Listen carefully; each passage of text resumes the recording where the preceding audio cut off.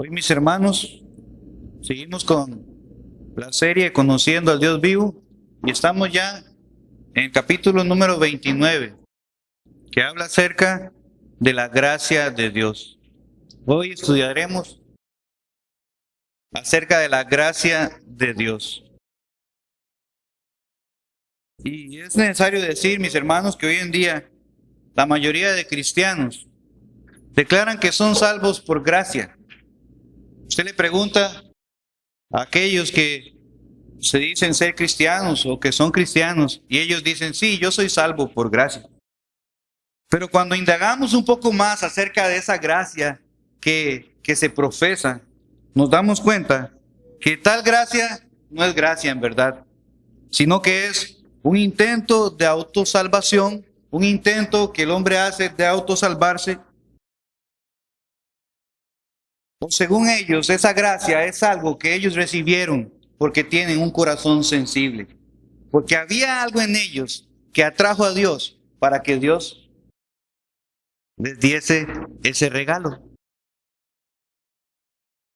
Pero vamos a ver, y vamos a ir directo a unos pasajes de la Escritura que nos hablan específicamente de la gracia bíblica. Leamos unos textos que nos hablan de esto. Busquemos en nuestras Biblias Efesios 2, capítulo 4.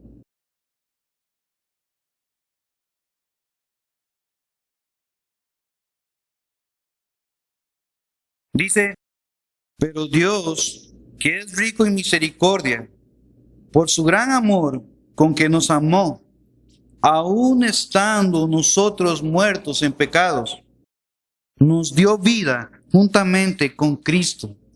Por gracia sois salvos.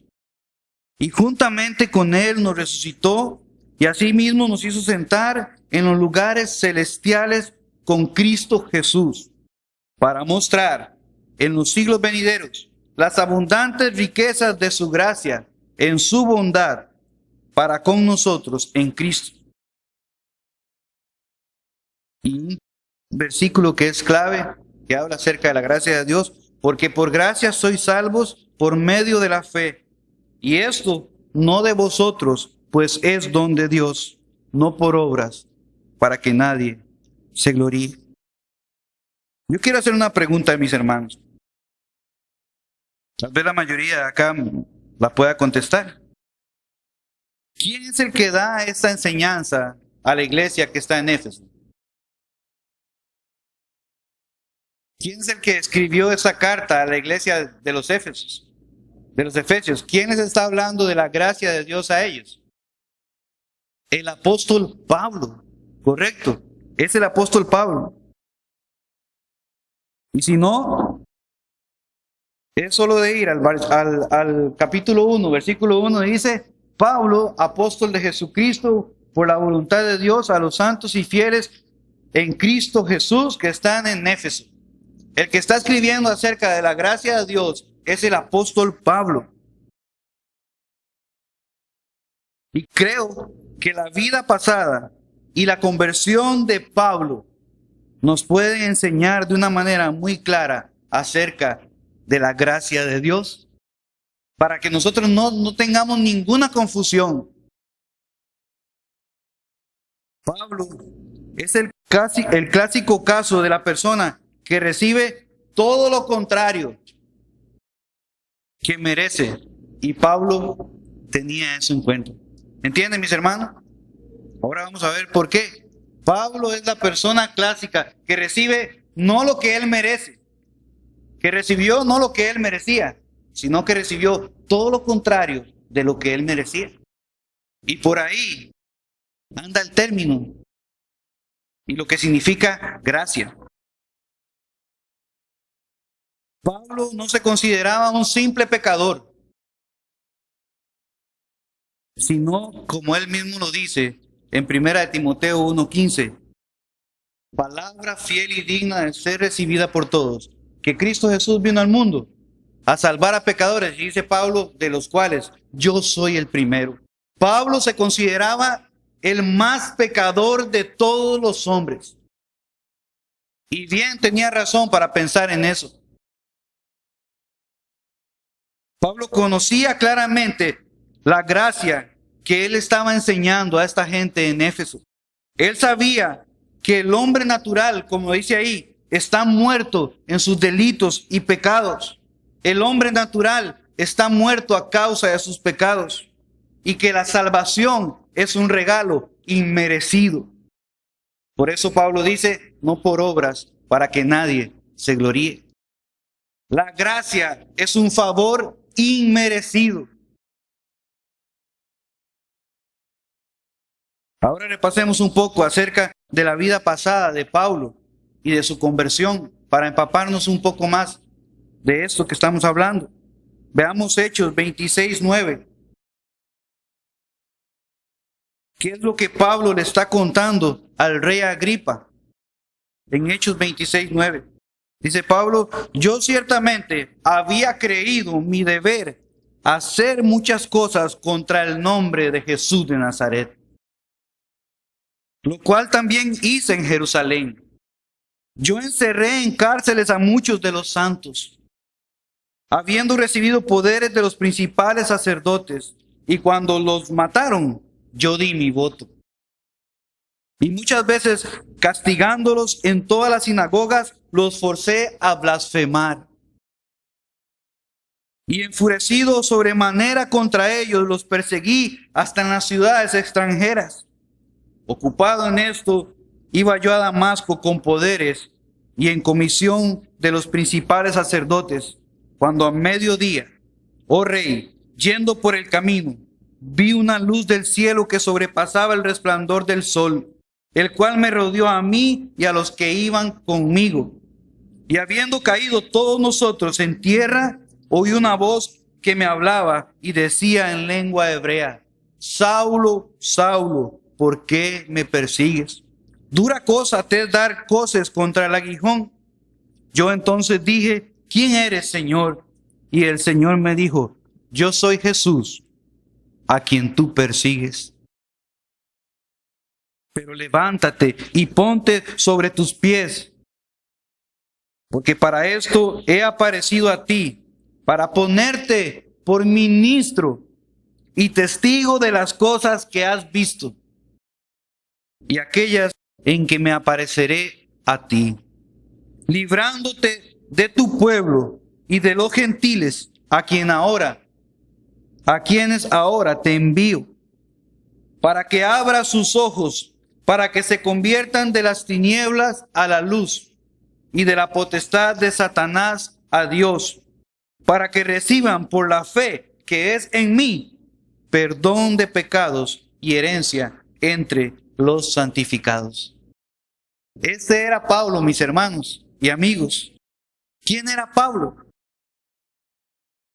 Él mismo confiesa haber sido enemigo de Cristo, un perseguidor de Cristo y de los suyos, un perseguidor de Cristo y del pueblo del Señor Jesucristo. Él dice que él tenía furia contra ellos. Dice, y enfurecido sobremanera contra ellos, los perseguí hasta las ciudades extranjeras. Estaba enfurecido, tenía furia, tenía odio contra el Señor Jesucristo y contra su pueblo. Ese es Pablo. Ese era Pablo. Y ese mismo hombre es el que le está escribiendo a los Éfesos y les está diciendo, porque por gracia sois salvos por medio de la fe. Y esto no de vosotros, pues es don de Dios, no por obras, para que nadie se gloríe. Y Pablo iba ocupado en eso hacia Damasco. Y en estas condiciones, mis hermanos, encontró el Señor Jesucristo.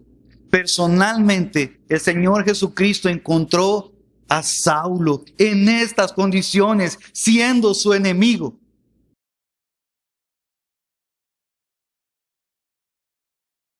¿Creen ustedes, mis hermanos, que Saulo, por algo que él hubiese hecho, merecía la gracia de la vida eterna? No. ¿Qué merecía él? Todo lo contrario. Todo lo contrario. Saulo merecía la condenación. Él merecía permanecer en las tinieblas en que se encontraba y muerto espiritualmente. Entonces, la pregunta es, ¿por qué el Señor hizo lo que hizo con Saulo? ¿Alguien puede decirlo? Por gracia. Esa es la gracia, hermanos. Esa es la gracia. No es que alguien tiene un corazón sensible más que otro, y entonces que Dios ve ese corazón sensible y dice, ahí voy a poner mi espíritu en ese corazón sensible. No, hermanos, no es lo que enseña la Escritura. No es que Dios, que conoce todas las cosas, ve hacia el futuro y dice, sí, Él me va a obedecer. Y entonces por eso Dios lo escoge para salvación. No. Si nosotros leemos, el mismo Saulo dice que Dios le escogió desde que estaba en el vientre de su madre. Pero en este momento el Señor se manifestó a él, le manifestó su gracia, su salvación. Y es por eso, mis hermanos, por lo que Pablo entendía todo esto que él estaba diciendo. Y entonces les dice a los Gálatas, y Él os dio vida a vosotros cuando estabais muertos en vuestros delitos y pecados. ¿Cómo estaba Saulo antes de que se encontrara con Cristo ahí en Damasco? ¿Cómo estaba él? Muerto espiritualmente. Era un enemigo de Dios.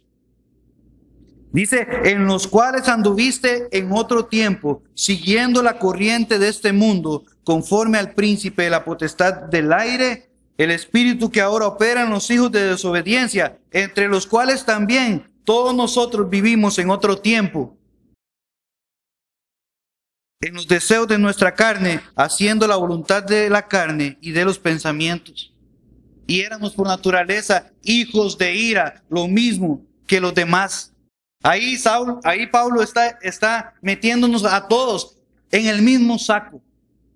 Todos los hombres, todos nosotros los creyentes, en otro tiempo, anduvimos siguiendo la corriente de este mundo, obedeciendo a Satanás, conforme al príncipe de la potestad del aire, haciendo la voluntad de nuestra carne y de nuestros pensamientos, y nacimos mereciendo la ira de Dios. Éramos por naturaleza hijos de ira. Y no es que Pablo tampoco sea más malo que alguno de nosotros, haya sido más malo que uno de nosotros. ¿Por qué? Porque todos estamos en la misma condición. Todos estábamos como, según dice la palabra de Dios, muertos en nuestros delitos y pecados. Por cuanto todos pecaron, dice la Biblia, están destituidos de la gloria de Dios. Y dice en el 2.5, en el 2.4, pero Dios, ¿quién hizo la diferencia? Dios, que es rico en misericordia, por su gran amor con que nos amó, aún a pesar de que estábamos muertos en pecados, nos dio vida juntamente con Cristo. Por gracia sois salvos. Y juntamente con Él nos resucitó. Y asimismo nos hizo sentar en lugares celestiales con Cristo, con el propósito para mostrar en los siglos venideros las abundantes riquezas de su gracia en su bondad para con nosotros en Cristo. La motivación del Señor siempre va a ser su propia gloria. El mundo no gira alrededor del hombre. El mundo gira alrededor de Dios. Dios es el ser más importante que existe. Y todo lo que Él hace, lo hace para su propia gloria. La psicología nos enseña que el hombre es el centro del universo. La palabra de Dios nos enseña que Dios es el centro y dueño del universo y que solamente Él merece gloria.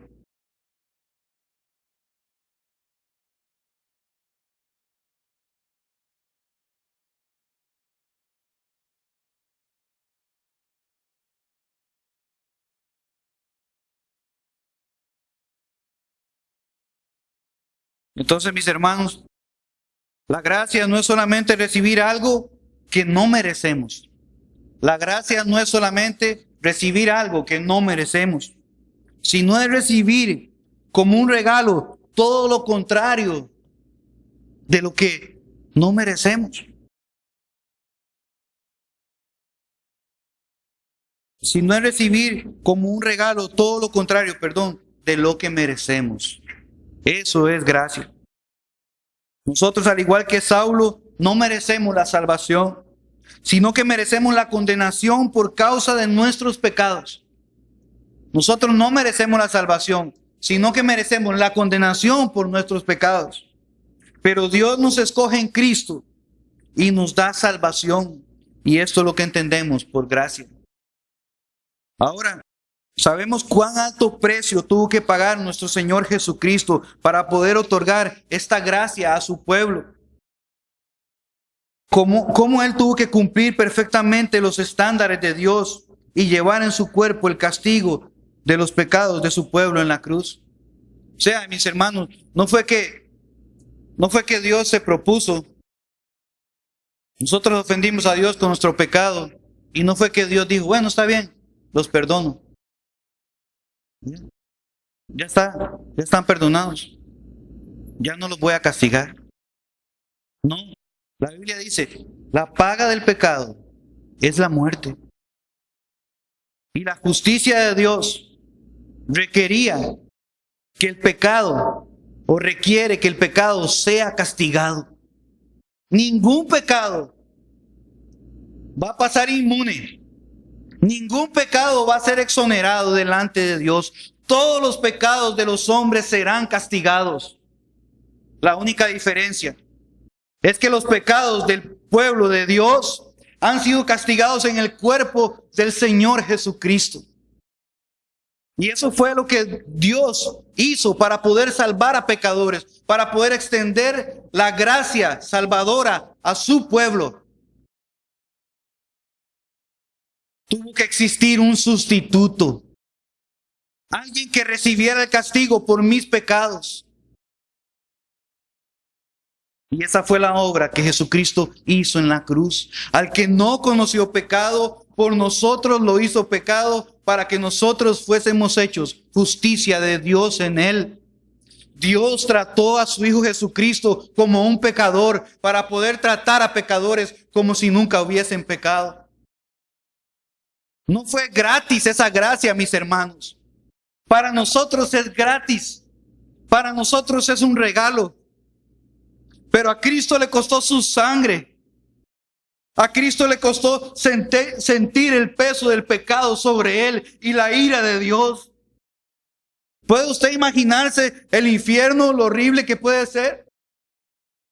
Cristo sufrió el infierno de su pueblo ahí en la cruz del Calvario. Y ese fue el precio que él tuvo que pagar para poder darnos el regalo de la salvación a su pueblo, a todo aquel que en él cree. Y Pablo decía, yo soy el más pecador de todos los hombres. Y en alguna manera, queriendo decir, no hay pecado tan grande que el Señor no pueda cometer, que el hombre no pueda cometer, que el Señor no pueda perdonar. ¿Se cree usted que es muy pecador para que el Señor lo perdone? Mire el ejemplo de Pablo. Era un enemigo de Dios. Odiaba a Cristo y a su pueblo. Y el Señor le escogió para ser un instrumento en sus manos. El Señor le escogió para salvarle. El Señor le perdonó sus pecados. No hay pecado tan grande, ni hay pecador tan grande que no pueda hallar gracia en Cristo Jesús.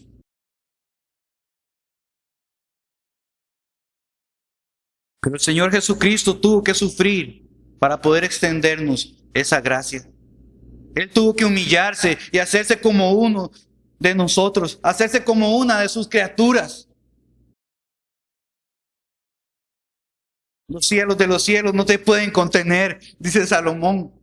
Y sin embargo Jesucristo quiso hacerse como uno de nosotros y venir a este mundo, padecer por nosotros, sufrir el desprecio de los hombres, el menosprecio de los hombres, ser escupido, ser abofeteado, ser calumniado,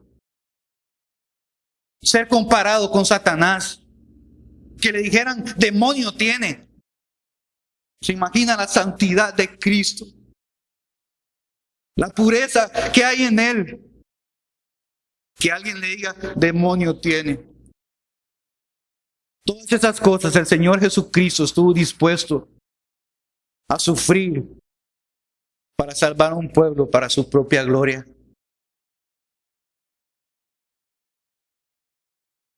Pero aquellos pecados que no han sido castigados en el cuerpo de Cristo, no tenga duda que serán castigados para siempre en el infierno. La mentira será castigada por toda la eternidad. Los malos pensamientos serán castigados por toda la eternidad. El orgullo será castigado por toda la eternidad. La fornicación, el adulterio, todo pecado será castigado por toda la eternidad. En el cuerpo de aquellos que lo cometen si no se han refugiado en Cristo Jesús.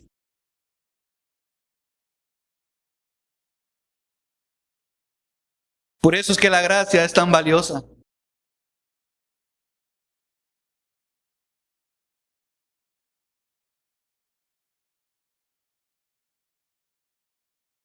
Y es también por eso que la salvación por obras es tan abominable delante de Dios. Cuando un hombre cree que él puede alcanzar el perdón de Dios por sus propias obras, cuando alguien cree que en sus propios esfuerzos puede conseguir el favor de Dios y la salvación de sus pecados, eso es abominable delante de Dios.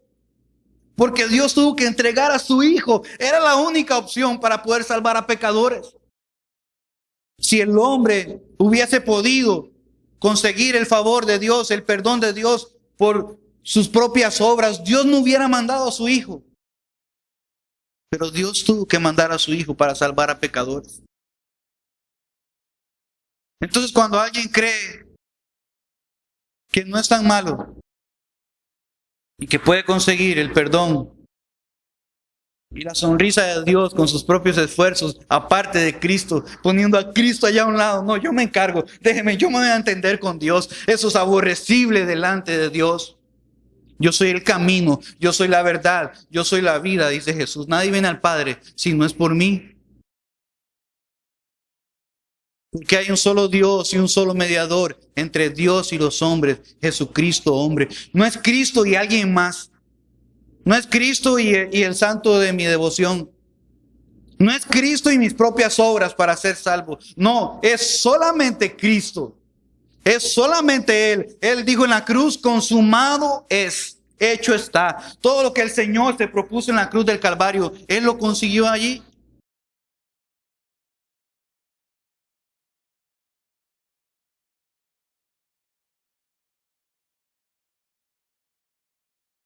Ahora siguiendo con la lección, veamos cómo la Escritura nos enseña que la gracia es un atributo que muestra el amor de Dios. Dice el Salmo 145:8, clemente y misericordioso es Jehová, lento para la ira y grande en misericordia. La palabra clemente se traduce del término hebreo hanun. Esta palabra es usada en las Escrituras solo como un atributo de Dios. Otras ideas que expresa esta palabra es misericordioso, compasivo, amable, perdonador, paciente, tierno y benevolente. Nuestro Señor Jesucristo también es la manifestación suprema de la gracia de Dios. La manifestación suprema de la gracia de Dios es nuestro Señor Jesucristo. Si nosotros leemos San Juan 1:14, dice, y aquel verbo fue hecho carne y habitó entre nosotros y vimos su gloria, gloria como del unigénito del Padre, lleno de gracia y de verdad. Porque de su plenitud tomamos todos, y gracia sobre gracia, dice el 1:16. Pues la ley por medio de Moisés fue dada, pero la gracia y la verdad vinieron por medio de Jesucristo. Dios ha mostrado su gracia desde la caída de Adán. Incluso el don de su ley fue el resultado de su favor inmerecido. Sin embargo, la gracia de Dios manifestada en la persona y la obra de Cristo es tan grande que eclipsa todas las demás manifestaciones, como si nunca antes se hubiese manifestado. Todos los demás ejemplos de la gracia de Dios son tipos y sombras de la plenitud encontrada en Cristo. Estas manifestaciones son como la luz de una vela en comparación con el resplandor del sol del mediodía. Existe una gracia común, mis hermanos. El hombre, hijo de Adán, lo único que merece es la condenación. Sin embargo, dice la Biblia que Dios hace salir el sol sobre justos y sobre injustos. Aquellos hombres que no se vuelven al Señor, incluso aquellos que se hacen llamar ateos, pueden ver las grandezas de la creación. Pueden recibir en sus caras el aire fresco. Pueden gustar manjares que no merecen. Lo que merecen únicamente es el castigo y la ira de Dios. Pero Dios en su gracia común les permite disfrutar de todas esas cosas. Pero un día esa gracia común se acabará.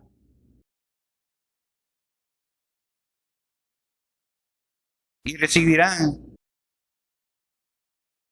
el castigo por sus pecados y por su incredulidad.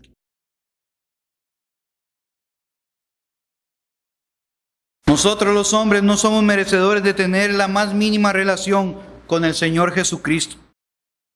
Y muchísimo menos que Él haya sido castigado por nuestros pecados. Es claro, mis hermanos, que sin la encarnación de Cristo, sin su muerte y sin su resurrección, no existiría gracia. Porque el Evangelio de Jesucristo, la obra expiatoria, su vida, su resurrección, como dijimos antes, son ese sacrificio que Él hizo para podernos extender su gracia. No existe ningún mérito o razón en nosotros mismos para que Dios nos salve. Veamos lo que dice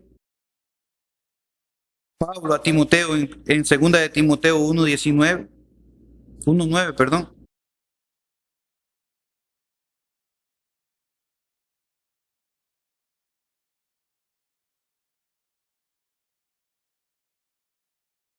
Dice Pablo, quien nos salvó. Bueno, vamos a leer un poquito más atrás.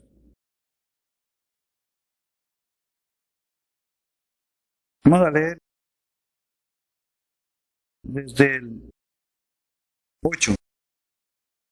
Por tanto, no te avergüences de dar testimonio de nuestro Señor, ni de mí, dice Pablo, preso suyo, sino participa de las aflicciones por el Evangelio según el poder de Dios, quien nos salvó y llamó con llamamiento santo, no conforme a nuestras obras, sino según el propósito suyo y la gracia que nos fue dada en Cristo Jesús antes de los tiempos de los siglos. Dios nos llamó y nos salvó, no por lo que somos, ni por lo que hayamos hecho, sino porque Él se propuso salvarnos incluso antes de la fundación del mundo. Los medios de nuestra salvación no se basan en nuestros méritos, sino en su gracia por medio de la fe en la obra propiciatoria de Jesucristo. Nuevamente, ¿quién está diciendo esto? Pablo se lo está diciendo a Timoteo.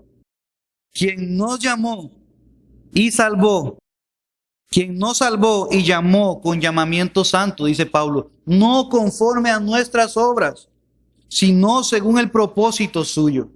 Y la gracia que nos fue dada en Cristo Jesús antes de los tiempos, de los siglos.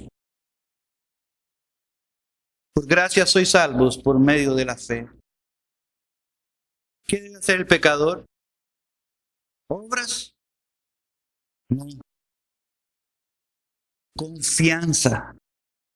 Poner su confianza en Cristo. Poner su confianza en aquel que ha dicho, consumado es. Y llamará su nombre Jesús porque salvará a su pueblo de pecados. Jesús significa Salvador. Él es el Hijo de Dios que vino a salvar a pecadores. Y Él en la cruz dijo, consumado es.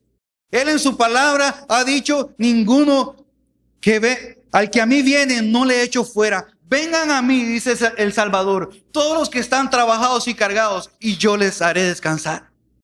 Es confiar en su palabra, es confiar en lo que Él ha hecho. No son obras, es refugiarnos en Él. Creer que Él recibió el castigo por mis pecados, por los pecados que yo merezco. Él fue castigado. Él es mi sustituto. Él fue mi sustituto en la cruz del Calvario. Y porque Él recibió el castigo, yo no seré castigado.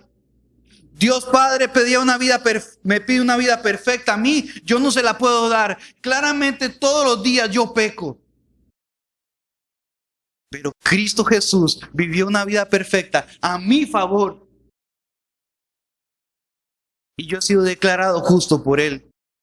Entonces, no por obras, sino que por gracia sois salvos por medio de la fe, de la confianza en Cristo.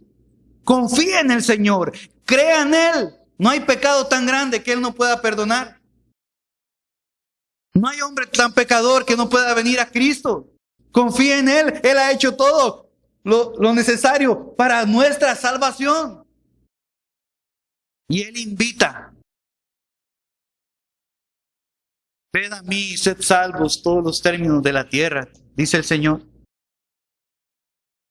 Y como Moisés levantó la serpiente en el desierto, así es necesario que el Hijo del Hombre sea levantado para que todo aquel que en Él cree, para que todo aquel que confía en Él no se pierda, mas tenga vida eterna.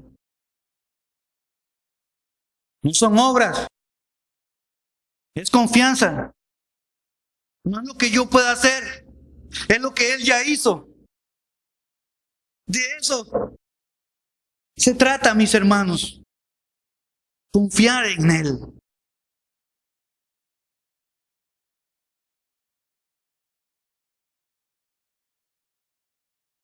Deuteronomio 7, del 6 al 8. Hay un texto que habla también de la gracia de Dios. Dice, porque tú eres pueblo santo para Jehová tu Dios. Jehová tu Dios te ha escogido para hacerle un pueblo especial, más que todos los pueblos que están sobre la tierra. Y vea la razón que da. No por ser vosotros más que todos los pueblos os ha querido Jehová y os ha escogido. Pues vosotros erais el más insignificante de todos los pueblos, sino por cuanto Jehová te amó y quiso guardar el juramento que juró a vuestros padres. Os ha sacado Jehová con mano poderosa y os ha rescatado de servidumbre, de la mano de Faraón, rey de Egipto. ¿Por qué Dios le aclara al pueblo de Israel?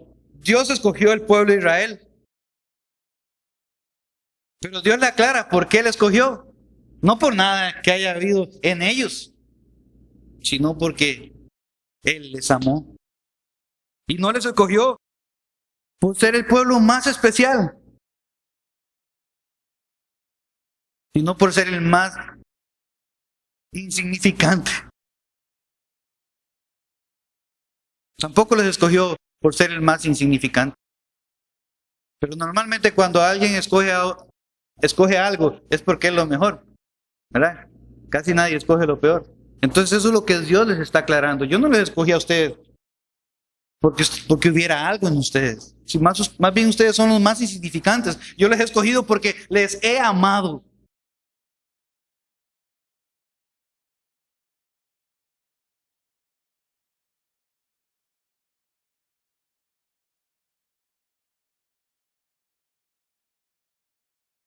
Ahora, mis hermanos, como hemos dicho, ningún hombre puede ser merecedor de la salvación. Porque siendo así, ya no sería gracia, sino una recompensa. Si yo soy merecedor de la salvación, yo me la merezco. Es una recompensa que Dios me daría a mí. Pero es por gracia. Y si, como decíamos antes, y si yo puedo hallar méritos en la salvación, Cristo no sería necesario. Pero si Cristo murió en la cruz por los pecados de los hombres, es porque de ninguna manera el hombre puede hacer ninguna obra para conseguir su perdón. Por eso necesita gracia.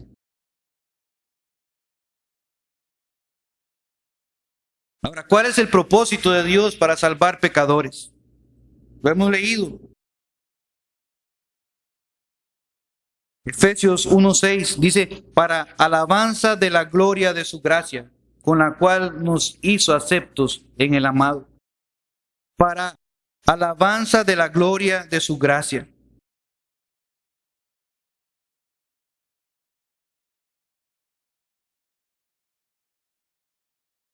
Vamos a leer desde el 3.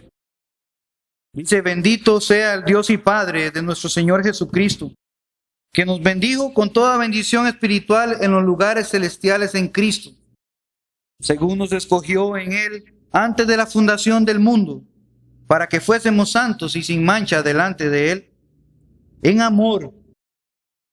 Lo mismo que dijo al pueblo de Israel, en amor, habiéndonos predestinado para ser adoptados hijos suyos por medio de Jesucristo, según el puro afecto de su voluntad, para alabanza de la gloria de su gracia, con la cual nos hizo aceptos en el amado. El gran propósito de Dios para salvar pecadores es la manifestación de su favor inmerecido que lleva a la alabanza de su nombre. Como dice el canto que nosotros cantamos aquí, mi tema allá en la gloria será la antigua historia de Cristo y de su amor. Dios nos salvó para que por toda la eternidad los salvos, los santos, le alabemos por la gracia que nos manifestó. ¿Qué haremos usted y yo allá en el cielo? Alabar al Señor por la gracia que Él nos otorgó.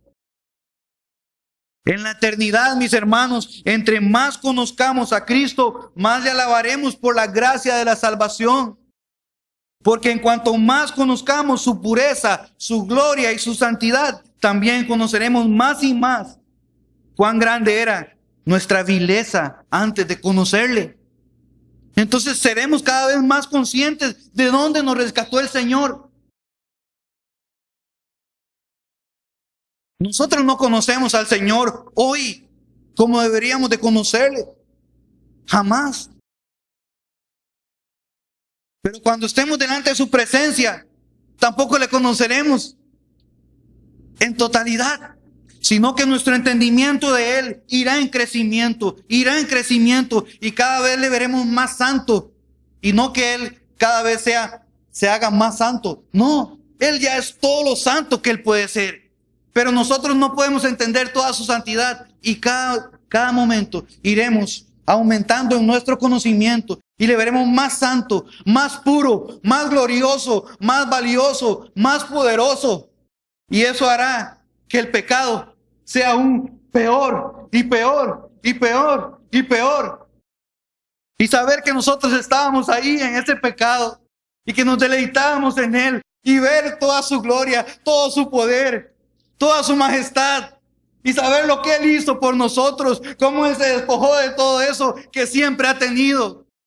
Y entonces nosotros le alabaremos cada vez más y más y más y más. Señor, cómo tú pudiste hacer eso por nosotros tan viles.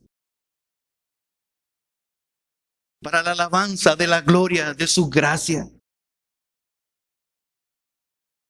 Lo más glorioso que habrá ya en los cielos es Cristo, nuestro Salvador.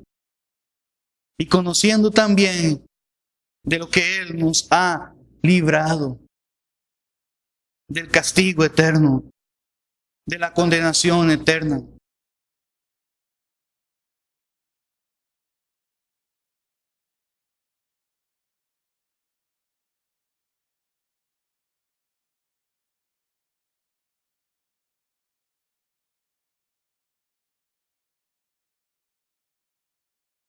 ¿Cómo debemos responder a la gracia de Dios que se revela por medio de Jesucristo en el Evangelio? Leamos Romanos 6:1. ¿Qué pues diremos? Dice Pablo. ¿Perseveraremos en el pecado para que la gracia abunde? En ninguna manera. Porque los que hemos muerto al pecado, ¿cómo viviremos aún en él? ¿Cómo debemos responder, mis hermanos, nosotros los que hemos sido receptores de la gracia de Dios? Debemos tener una lucha constante contra el pecado. Debemos andar en vida nueva, una vida que ya no sirve al pecado, sino que obedece a la palabra de Dios. Muchas personas creen que han sido salvas y que han recibido la gracia de Dios porque un día hicieron una oración. Pero ellos viven gobernados por el pecado, esclavizados por el pecado. Su vida se caracteriza por el pecado. Y ellos dicen que son salvos porque un día hicieron una oración.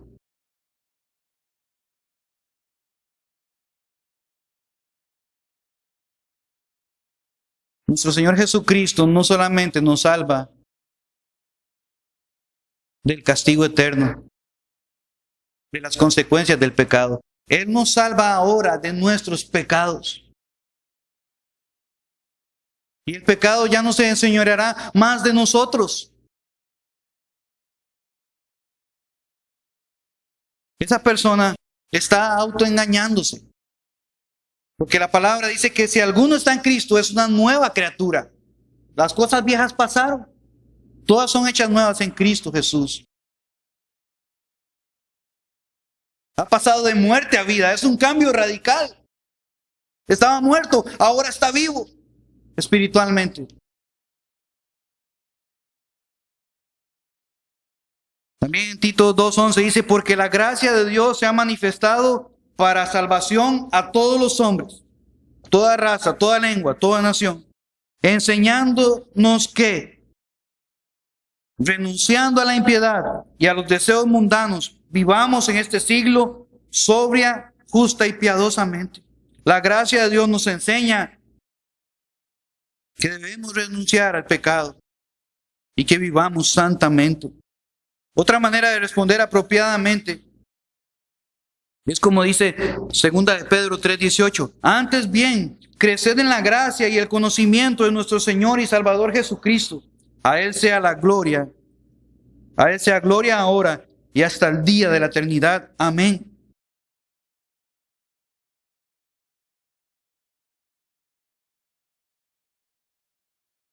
Y es como decíamos antes, la gloria de la gracia de Dios va creciendo en nuestro entendimiento.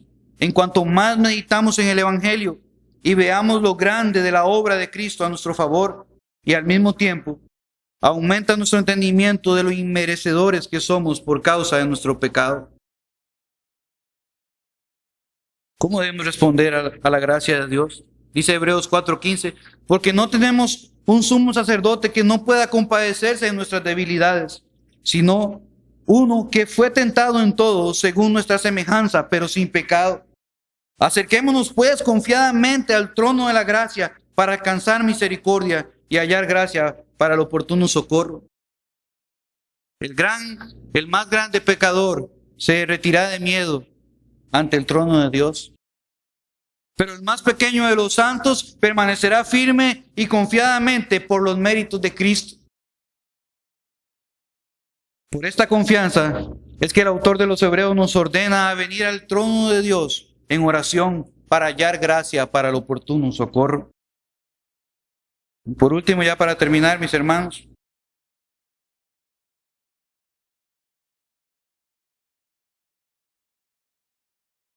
dice Pablo en Hechos 20:24, pero de ninguna cosa hago caso, ni estimo preciosa mi vida para mí mismo, con tal que acabe mi carrera con gozo y el ministerio que recibí del Señor Jesús para dar testimonio del Evangelio de la gracia de Dios. Una de las respuestas de Pablo ante la gracia de Dios fue dar testimonio del Evangelio de la gracia de Dios, aún menospreciando su propia vida. Todos deberíamos tener esta misma ambición, dar testimonio del Evangelio de la gracia de Dios, ya que todos hemos recibido el mismo regalo. Así como Pablo ha recibido la gracia de la salvación de Dios, así todos los creyentes también hemos recibido esa misma gracia. Y todos deberíamos, si somos conscientes de lo que hemos recibido, eso es necesario, mis hermanos, decirlo. Si usted es consciente, si usted es creyente y usted es consciente del tesoro que usted tiene en Cristo, usted va a querer decirlo a los demás. Y sobre todo a los que usted ama. Pero si usted no es consciente de la gracia que Dios le ha dado, usted va a callar.